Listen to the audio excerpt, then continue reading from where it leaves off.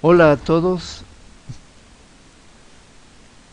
La Facultad de Ciencias de la Salud de la Universidad Tecnológica Equinoccial ha adaptado la metodología de aprendizaje basado en problemas para abordar el estudio de la morfofunción.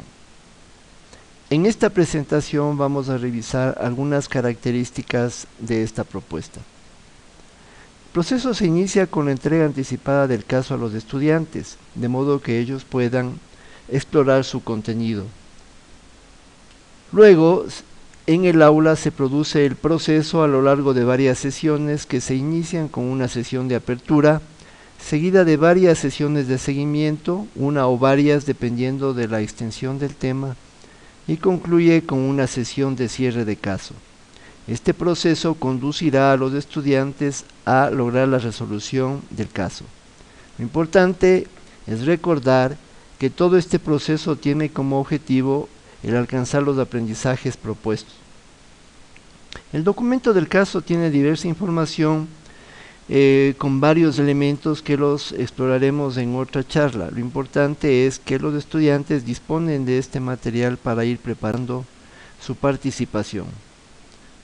En casa tienen que hacer algunas tareas preparatorias. Primero, leer el documento varias veces para familiarizarse con su contenido. Segundo, preparar los prerequisitos, es decir, repasar aprendizajes realizados previamente en niveles anteriores. Tercero, contestar las preguntas que vienen dentro del documento del caso y que le ayudan a ponerse en el ámbito de aprendizaje propuesto. Luego tienen que estudiar la bibliografía sugerida y finalmente realizar las tareas de búsqueda propuestas para el efecto.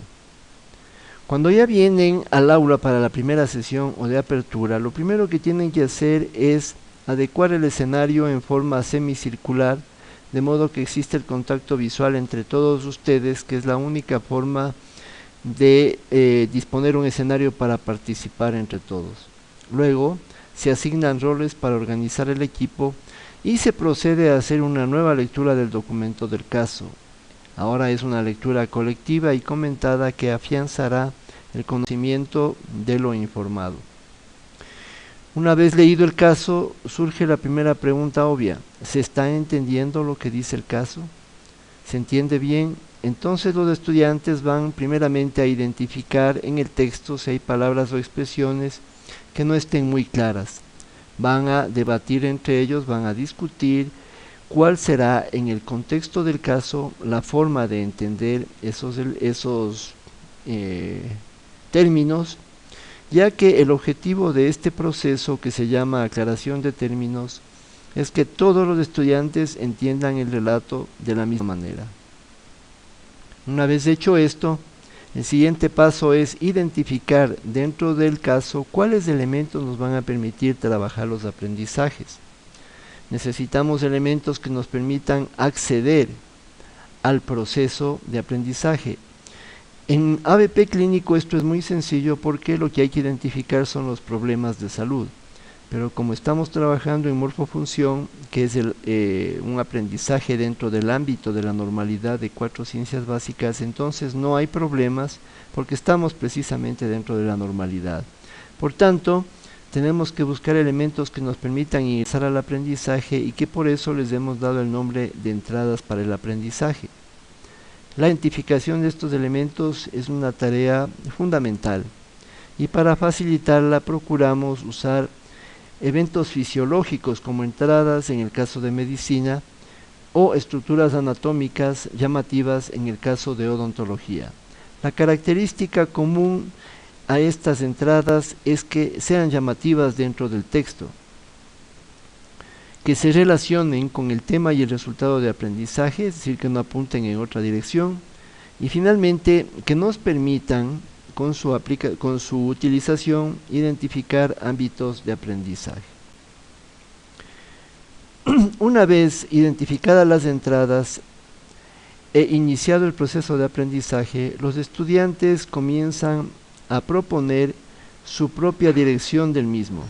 Puede ser que un momento estén hablando de fisiología y 10 minutos después estén discutiendo la anatomía o la embriología para luego volver nuevamente a la fisiología o embarcarse en el detalle histológico del órgano, aparato o sistema que estén estudiando. Esto es porque el aprendizaje está integrado y porque son los estudiantes quienes determinan la hoja de ruta. Siendo las entradas nuestras herramientas para el aprendizaje, es importante que las conozcamos bien. Por eso, se hará a continuación una lluvia de ideas mediante la cual vamos a intentar encontrar cuáles son las características y circunstancias de cada una de las entradas. El procedimiento es sencillo, se toma una entrada a la vez y se le aplica diversas preguntas. Aquí tenemos 5 ejemplos de preguntas, que no significa que sean estas las que vamos a usar siempre. Lo importante es que estas preguntas sean lo suficientemente adecuadas como para que encontremos las respuestas en el texto, en el relato del caso, ya que de lo que se trata es de extraer la información que nos da el caso sobre cada entrada con la finalidad de ordenarla, organizarla. Para eso podemos usar tablas, cuadros, mapas conceptuales, cuadros sinópticos, etcétera, y ponerla delante, exponerla a la vista en el pizarrón para poder utilizarla en la continuación del trabajo. Hasta aquí lo que hemos hecho es organizar la información del caso, pero ahora sí tenemos que iniciar el proceso de aprendizaje. ¿Cómo iniciamos cualquier aprendizaje? Pues descubriendo qué es lo que queremos aprender.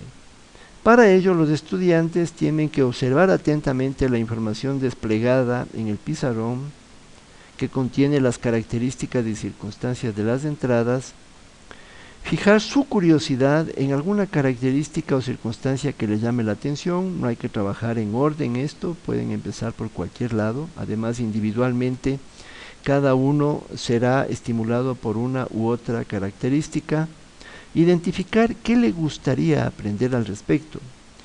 Sobre esa característica o esa circunstancia, qué le gustaría saber, qué le gustaría dominar, de qué manera quisiera relacionar o con qué quisiera relacionar esa característica, para finalmente expresar esta inquietud como pregunta. De esa manera todos habrán compartido con sus compañeros sus inquietudes para aprender. Ahora, las preguntas, siempre cualquier tipo de pregunta se formula con la intención de ser contestada. Para ello, primero tendrán los estudiantes que establecer que hay 2 categorías de preguntas entre las que formularon. Unas serán preguntas de ámbito general, se relacionarán evidentemente con el tema, pero estarán preguntando sobre aspectos que se salen de lo relatado en el caso. Estas preguntas se llaman generales y se las considera que son necesidades de aprendizaje directas, por lo cual la forma de contestarlas es buscar la información en la literatura médica. Pero hay otras preguntas denominadas específicas que inquieren sobre los eventos del caso, sobre los eventos que le suceden al personaje del caso, que al ser ficticio no pueden ser investigadas en la literatura médica, y por tanto lo primero que tiene que hacer el estudiante o el grupo de estudiantes es proponer hipótesis que traten de explicar estas mismas preguntas. En ABP denominaremos hipótesis a una aseveración que intenta responder las inquietudes específicas. Por tanto, partiendo de esta definición, está claro que en su estructura las hipótesis tienen 2 elementos.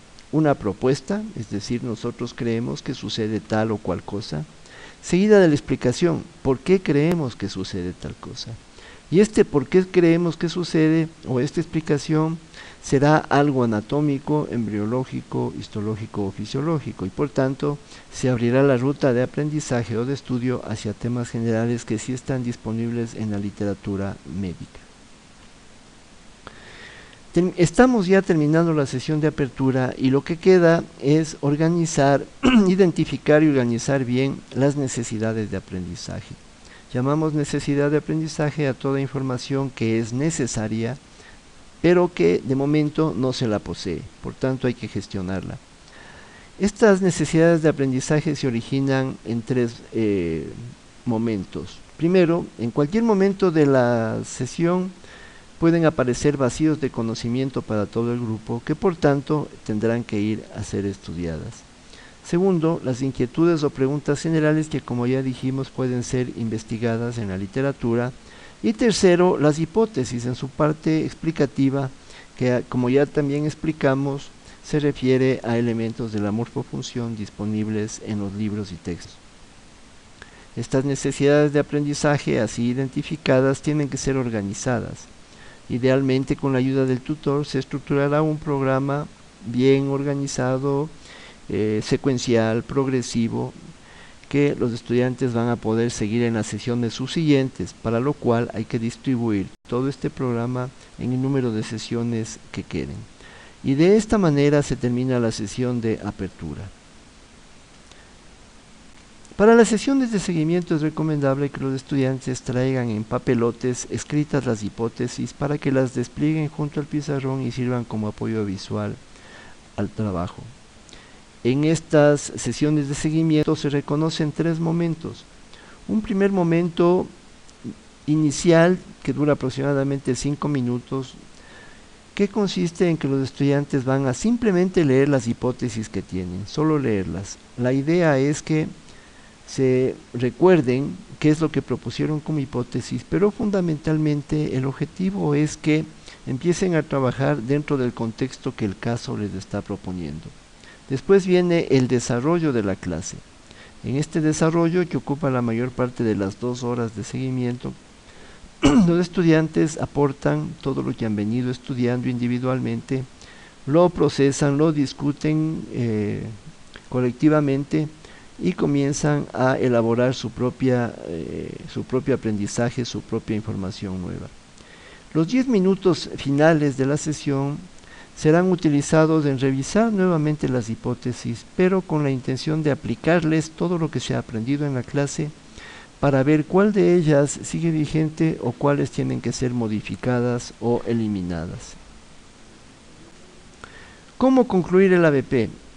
Al llegar a la última de las sesiones previstas, esta sesión denominada sesión de cierre de caso, lo que se hace es proyectar el caso en la pantalla y los estudiantes, uno por uno, en forma aleatoria, van a explicar todo lo que ha sucedido en el caso, todos los eventos, van a utilizar todas las argumentaciones y razones anatómicas, histológicas, embriológicas y fisiológicas para demostrar que han llegado a dominar la morfofunción del órgano, aparato o sistema que era el tema de estudio. Hasta aquí esta explicación sobre la técnica o metodología de ABP aplicada para el estudio de la morfofunción. Espero que haya despertado su interés y muchas gracias por su atención.